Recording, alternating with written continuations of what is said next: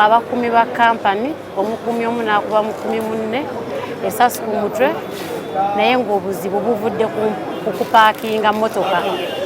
Oli ng'agamba munne topaakinga wane eno mmotoka, kati bwe bakuba essasi waakutamya okusiba ku mmotoka ekijegere, abadde alinaanye emmotoka etambuza ssente mu bbanka, omukuumi omu wamukubidde essasi ku mutwe nadda. Kati afaana yamugambye awakuuma ku bbanka n'amugamba emotoka togissamu ekizegere.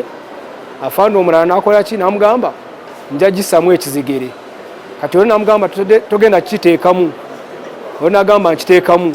Kati we yavudde ali yabadde atu we yamukubidde essasi, we yamaze omukuba essasi, afaana n'akola ki? N'adduka. Ezemisana waliwo abakuumi babiri abafunye obutakkaanya ne batandika okuyombera parking space gye bapaakingira motoka.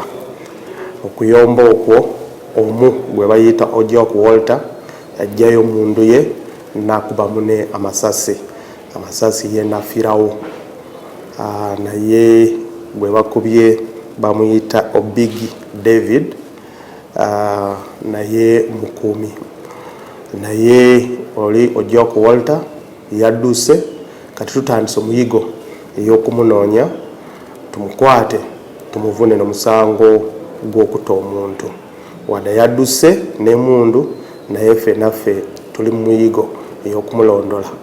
Omulambo gwa Obigi David twagutuute mu ggwanika Mulago, yongera okwekebeja nga tugenda maaso n'okunoonyereza.